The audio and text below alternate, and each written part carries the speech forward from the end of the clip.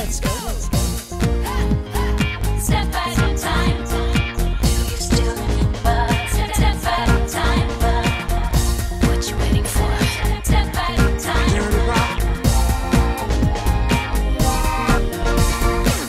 Bonjour à tous et bienvenue dans Le Jour Pop, le podcast qui remonte le temps et qui vous ramène à un jour qui a marqué la pop musique. Je m'appelle Thibaut, vous m'avez peut-être déjà entendu raconter des histoires sur Mylène Farmer ou croisées sur les internets, et je suis ravi de vous retrouver en ce lendemain de Noël pour ce 4e épisode du Jour Pop. Je souhaite également la bienvenue à tous ceux qui découvrent l'émission aujourd'hui. Alors au programme du Jour Pop, des albums cultes, des clips iconiques et des tubes inoubliables. Dans chaque épisode, je vais partir d'une date marquante pour vous raconter l'histoire et les secrets de fabrication des chansons les plus incontournables de nos playlists. Est-ce que vous êtes prêts à remonter le temps ? Nous sommes aujourd'hui le 26 décembre 2020 et nous allons tourner 22 ans en arrière, le 26 décembre 1998, le jour où les Spice Girls nous ont dit goodbye.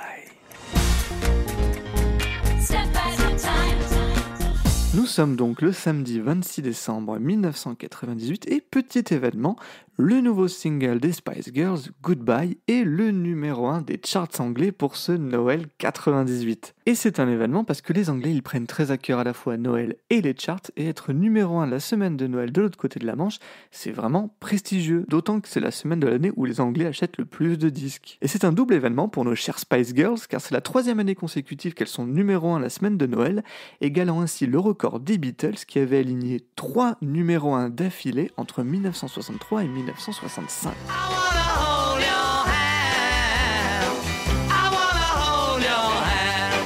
On va revenir sur les 2 précédents tubes de Noël des Spice Girls qui ont la particularité de s'éloigner du champ lexical des fêtes de fin d'année, mais qui témoignent de l'engouement démesuré qui a entouré le groupe durant la seconde moitié des années 90. Le premier, en 1996, To Become One, 3e extrait de leur premier album Spice, une ballade pop qui tranche avec les 2 précédents singles du groupe, Wannabe et Say You'll Be There. Le titre sort le 16 décembre alors que la Spice Mania commence à envahir la planète. Récompense ultime, elles sont invitées à lancer les illuminations de Noël d'Oxford Street, la célèbre avenue londonienne. On recense ce jour-là près de 500 000 personnes venues assister à l'événement.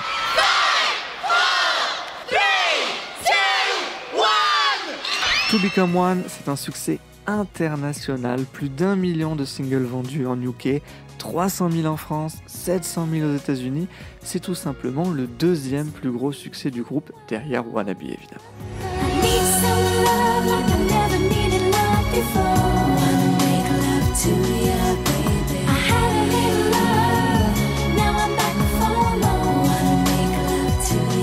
J'en profite pour dire que quoi qu'on en dise, ce titre n'a aucun rapport avec le changement d'heure. La course au numéro 1 de Noël, c'est quelque chose de très réfléchi, et pour attirer le chaland, les filles ont enregistré une reprise de Sleigh Ride, un standard de Noël qui fait office de B-sides. C'est mignon.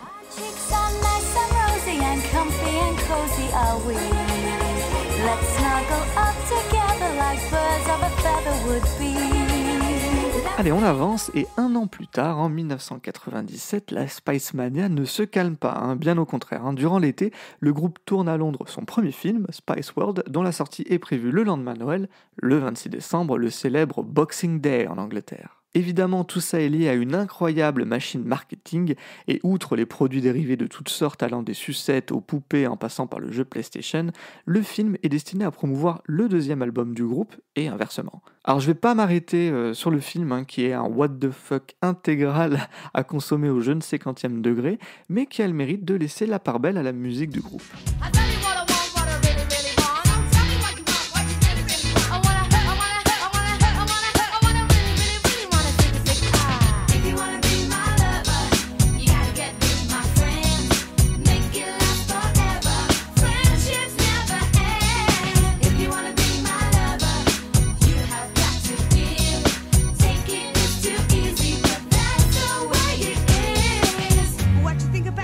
Pour accompagner la sortie de Spice World The Movie, c'est le langoureux Too Much qui est choisi. Il succède à l'incroyable Spice Up Your Life dans l'exploitation de leur 2e album, aussi intitulé Spice World, sorti en octobre. Too Much est aussi le générique d'ouverture très James Bondesque du film, un film qui est un carton puisqu'il rapporte plus de 150 millions de dollars dans le monde, et en France, ce sont quelques 600 000 spectateurs qui se déplacent pour découvrir les aventures rocambolesques du girls band.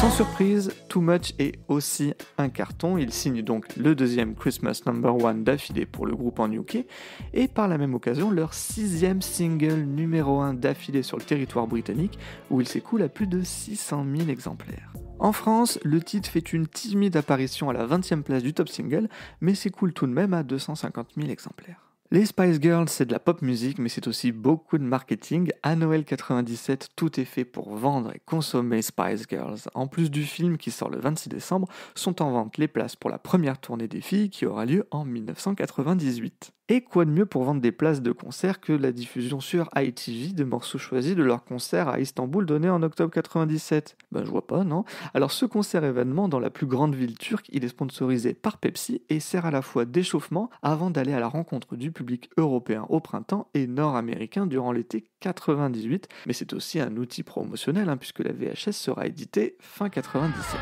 La vidéo des Spice Girls avec les images exclusives des répétitions et du concert à Istanbul.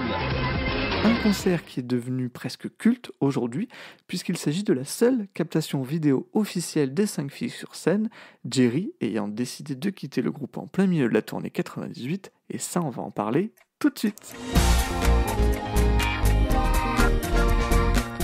26 mai 1998, après une tournée triomphale en Europe, nos 5 Spice Girls sont en Scandinavie pour donner leur dernier concert en Europe, avant de passer l'été en Amérique du Nord avec une quarantaine de concerts au programme. Ce soir-là, elles donnent un concert à Helsinki, en Finlande, devant plus de 10 000 fans et font l'aller-retour en Angleterre pour participer à The National Lottery, le tirage du loto britannique qui est aussi une émission de variété. Mais ce qu'elles ne savent pas toutes, c'est qu'elles viennent de faire leur dernière apparition publique à 5. En effet, dès le lendemain, elles ne seront que 4 sur le plateau de la BBC, justifiant que Jerry est malheureusement souffrante. Il en sera de même dès le lendemain à Oslo pour les 2 ultimes concerts européens du Spice World Tour. She's ill at the moment. She's very ill. But we want to say, tonight she will be there on stage with us anywhere. Her spirit will be there. But tonight's show is going to be very, very interesting. And as well, going to work a lot harder to make sure that the Oslo fans get to see what they came for. Mais les rumeurs commencent à apparaître et les tabloïds britanniques s'emparent de la nouvelle. Jerry a bel et bien quitté le groupe. La nouvelle tombe le 31 mai par l'intermédiaire de leur porte-parole. Suite à de nombreuses différences à l'intérieur du groupe, Jerry décide de quitter les Spice Girls. This is a message to the fans. Sadly, I would like to confirm that I have left the Spice Girls. This is because of differences between us. I'm sure the group will continue to be successful, and I wish them all the best. I have no immediate plans. I wish to apologize to all the fans and to thank them and everyone who's been there. La nouvelle fait l'effet d'une bombe dans le monde entier, mais surtout du côté d'Emma, Victoria, Melby et Melcy. Alors qu'elle s'apprête à partir pour l'Amérique, le public sera-t-il au rendez-vous pour voir 4 Spice Girls au lieu de 5, sans parler de l'apothéose prévue à Wembley en septembre. Le départ de Jerry, il cause aussi de nombreux dommages collatéraux auprès de tous les sponsors du groupe et puis sur tous les produits dérivés qui sont en vente. Et je parle même pas de l'action de la maison de disques EMI qui chute en bourse. Durant l'été 98, même sans Jerry, les Spice rencontrent un énorme succès aux États-Unis. Elles documentent d'ailleurs leur tournée américaine dans la vidéo Spice Girls in America, A True Story. Éloignées de leur personnage de baby, scary, posh et sporty, elles montrent un aspect assez fascinant de la réalité de la vie d'une Spice Girls entre concerts, chambres d'hôtel et conférences de presse. De plus, les filles suivent assidûment la Coupe du Monde de foot qui se tient en France, évidemment les exploits de l'équipe anglaise et son milieu de terrain David Beckham qui est alors le boyfriend de Victoria. Et mi-juillet, alors qu'elles sont à Nashville, Tennessee pour un concert, elles enregistrent un nouveau single, une Christmas Song dont la sortie est prévue pour la fin de l'année. Un titre que les 4 filles écrivent avec Risha Stannard et Matt Rowe, qui était déjà à l'œuvre sur les plus gros succès du groupe. Et dans le sous-texte de cette chanson, on devine qu'il fait suite au départ de Jerry, mais en regardant le documentaire, on se rend aussi compte qu'à ce moment-là, les filles commencent à faire leurs adieux aux personnages qu'elles portent depuis 2 ans maintenant, et cette chanson s'appelle très justement Goodbye. The Christmas song is really sad. I cried the first time I heard it, like finish and everything. I really did cry. It's sad. So obviously it's about Jerry and her leaving and going her own way. Goodbye, my friend. I know you're kinda surgical, but I can still feel you here. It's not the end. You gotta keep it strong before the pain turns into fear. So glad we made it. Time will never change it. No, no, no. No, no, no, no. You know Le single est mis en vente le 14 décembre 1998 et en face B on retrouve une reprise d'un classique de Noël de 1981, Christmas Wrapping de The Waitress, et uniquement interprété par Mel C et Emma, Mel B et Victoria étant toutes les deux enceintes de leur premier enfant. Merry Christmas, but I think I'll miss this one this year. Merry Christmas, but I think I'll miss this one this year. Comme je vous l'ai dit, le single devient le 3e numéro 1 de Noël d'affilée pour les Spice, s'écoulant à plus de 800 000 exemplaires en Grande-Bretagne, mais en France, le single passe plus ou moins inaperçu, n'atteignant même pas le top 20. Après la sortie de Goodbye, les Spice Girls font une pause en 1999. Mel B et Victoria accouchent, Mel C sort son premier album solo en octobre et Emma participe au single What I Am avec le duo Tin Tin Out. Ce qui nous amène une nouvelle fois à Noël. En décembre 1999, Emma, Victoria, Mel C et Mel B se retrouvent à l'occasion d'une mini-tournée de 8 dates à Manchester et à Londres intitulée Christmas in Spice World. L'ensemble est un peu kitsch, les filles ont quitté leurs personnages iconiques, mais c'est l'occasion pour elles de présenter de nouveaux titres réalisés pour leur 3e album annoncé pour l'an 2000. On peut y découvrir les titres Holler, Right Back at You et le très disco Woman qui demeure à ce jour encore inédit car non retenu pour le futur album.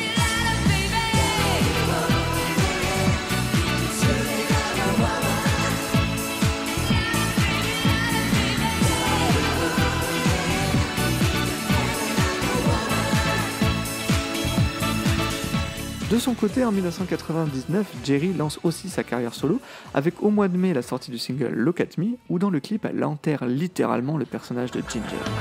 Look at me. You can take it all because this face is free.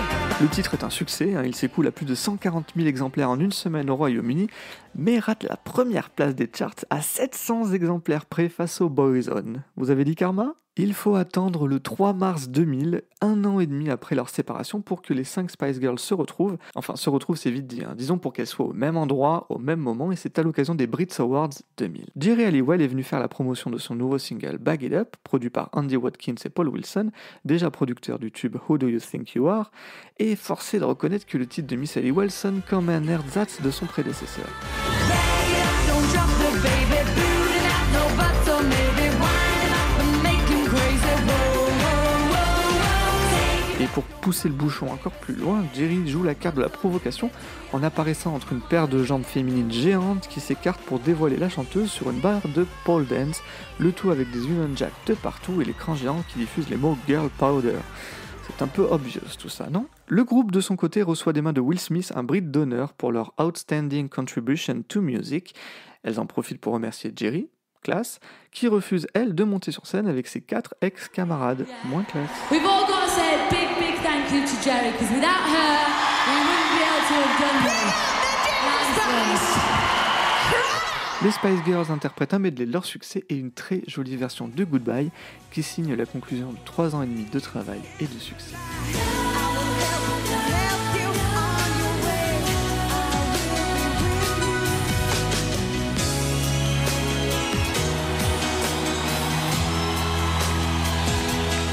Allez, on retourne en 2020.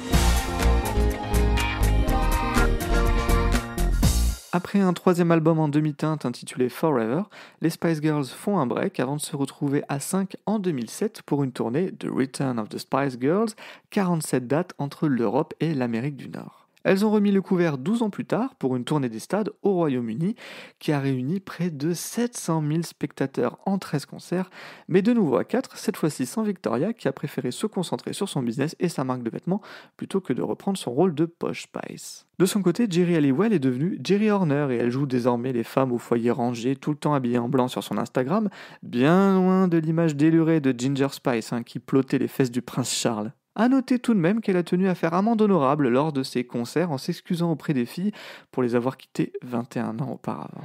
I need to say something very, very important I should have said a long time ago to Emma, to Melanie and to the fans is that I'm sorry. I'm sorry I left. Reconnaissons que le départ de Jerry, alors que la Spice Mania était à son apogée, a quelque part permis au groupe de marquer la culture populaire à l'échelle mondiale. Notons également que les Spice Girls ont ouvert la voie des charts à bon nombre de girls bands au Royaume-Uni, qu'elles s'appellent les All Saints, les Atomic Kittens, les Sugar Babes, les Girls Aloud ou même les Saturdays. Si elles ont toutes connu à un moment ou à un autre un joli succès dans leur pays natal et quelques apparitions dans les classements germaniques, toujours friands de pop anglaise, aucun de ces groupes n'a vraiment réussi à s'imposer sur la scène internationale comme l'ont fait les Spice Girls.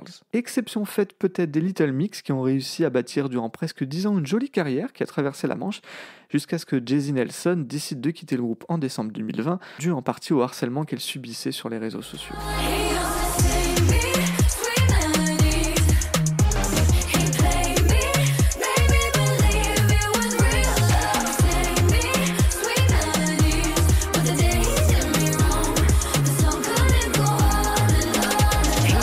Nous sommes le 26 décembre 2020 et depuis hier, les Anglais ont sacré un nouveau champion de Noël qui égale le record des Beatles et des Spice Girls en ayant enchaîné 3 Christmas #1 en 2018, 2019 et donc en 2020. Il ne s'agit pas d'Ed Sheeran mais du youtubeur Lad Baby qui depuis 3 années donc chante son amour des feuilletés saucisses sur diverses reprises parodiques des années 70 et 80. En 2020, il reprend Don't Stop Believin' du groupe Journey, qu'il renomme Don't Stop Me Eating, des feuilletés saucisses, donc drôle d'époque. Mais je souligne qu'il s'agit là d'un single caritatif dont les bénéfices sont reversés à une banque alimentaire, beau geste.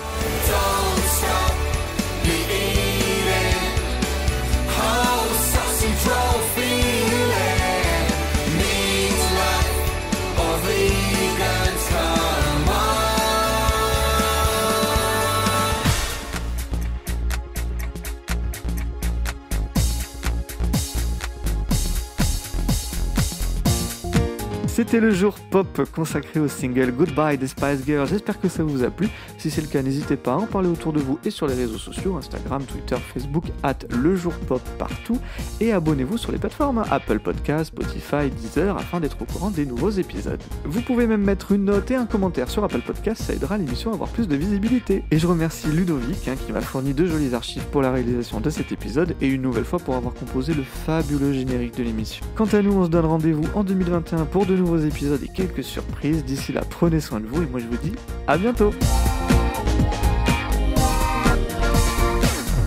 What you waiting for?